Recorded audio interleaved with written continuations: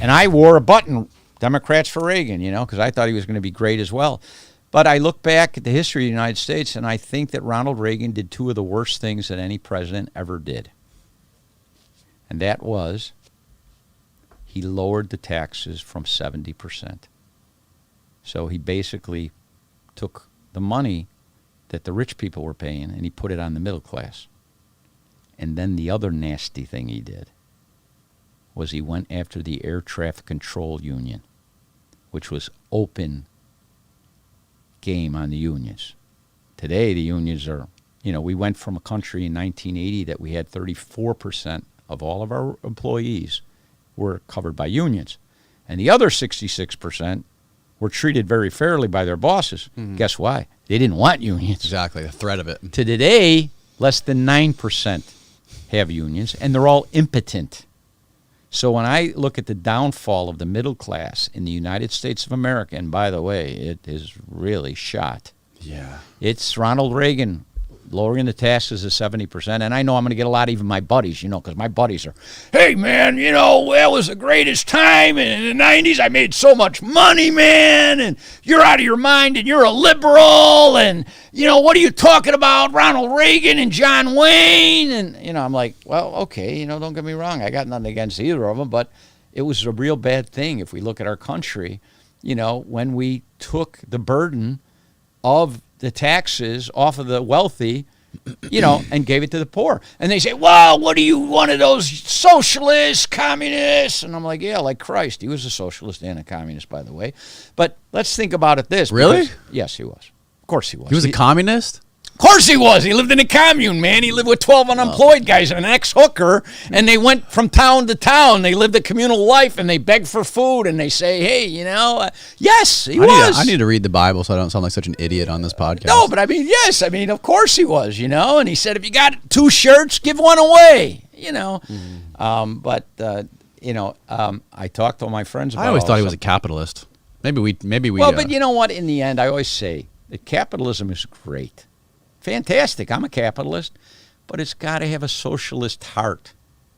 You got guys like Warren Buffett, and who knows, good, bad. I'm not saying he's good or bad. He's saying, I pay more taxes than my what do you call it? My waitress, or what do you call them? The people in the house, my servants, my maids. I mean, they give them good names, but they're basically servants or whatever, housekeeper.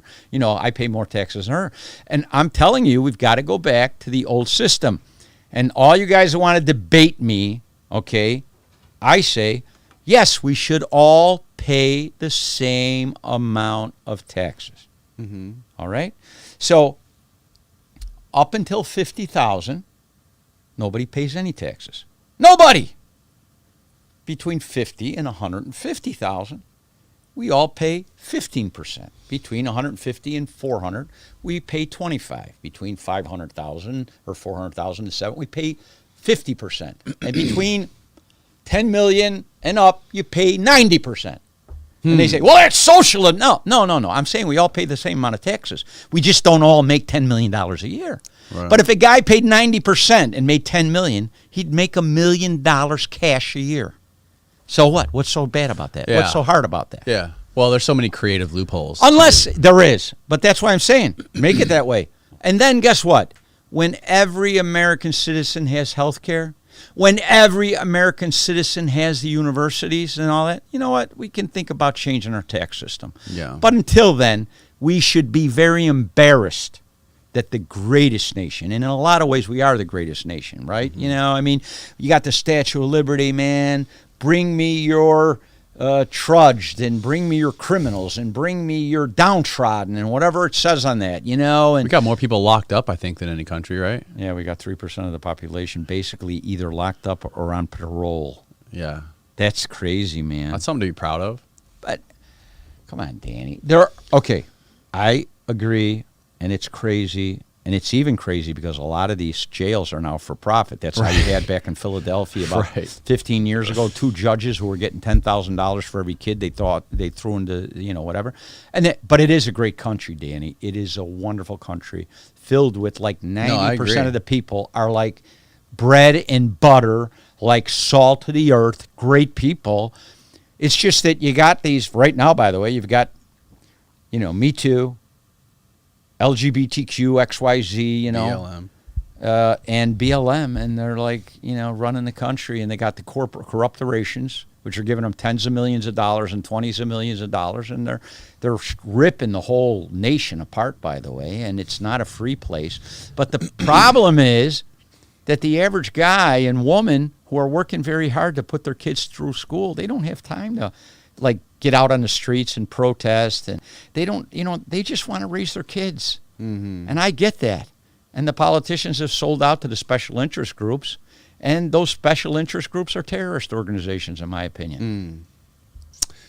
Yeah, well, it's all the left wing party uses those sort of like cultural, you know, LGBTQ, BLM, those sort of like social justice causes they kind of weaponize those causes for themselves to fight the right, you know, because the right is sort of like they're ingrained in you know, business and finance and sort of like the big money stuff. It's about money. And the left really had nothing. I mean, that sort of like happened. When did that happened in the 60s, right? When the left sort of took art and culture and sort of that's what Malcolm X's famous speech was about. How he talks about the white liberal versus the white conservative. How the difference between the white liberal and the white conservative, the only difference between them is that the white liberal is more deceitful because they weaponize art and they weaponize culture and music and sexuality, all that stuff to try to, you know, fight the conservatives. Yeah, and they use that. It's just all a political game, and they use the black man as a pawn in their game to fight the other party. Oh yeah, and you know, I've got, you know, I mean, I'll tell you a little story. When I was 15, I worked in a hospital kitchen. It was Northwestern University Hospital in Chicago, and I, you know, went into the hospital kitchen. I was the only light-skinned guy that worked in the hospital. Everybody else was dark-skinned, and I had this guy Kevin, and I definitely won't say his last name. I had Kevin. He was like 3 years older than me, tall, lanky guy, hated my guts, and tried to beat me up. And I had this big, dark-skinned woman on the bread line or the food line. You know, they put on Jell-O, and they put on fish, and they put on corn, and they put on green beans and all of that. And they all wore these smocks. You know, you could hardly see their faces, and all of these big white dresses and all of that. And she protected me from this guy, and she was just incredible. And I was at the hospital. I worked there for about a year and a half. And luckily for this woman, you know, she saved me, and I was less terrorized. And years later, there's this, I had a priest named Father Frawley. He told me about this black kid, wanted to become a priest. I helped the black kid. I paid for 4 years of his high school education. He lives in Tampa now. He's one of my closest friends. His name is Derek.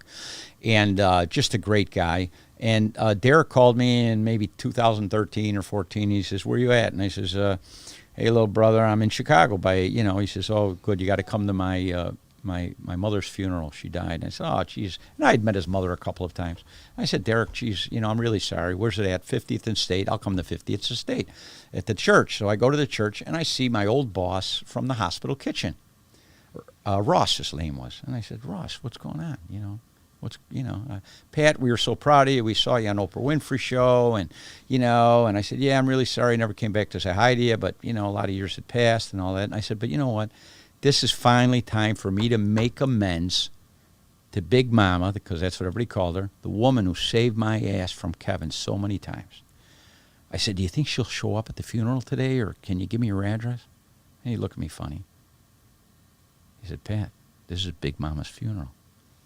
I never knew that the kid I paid for his high school education, I helped him through college.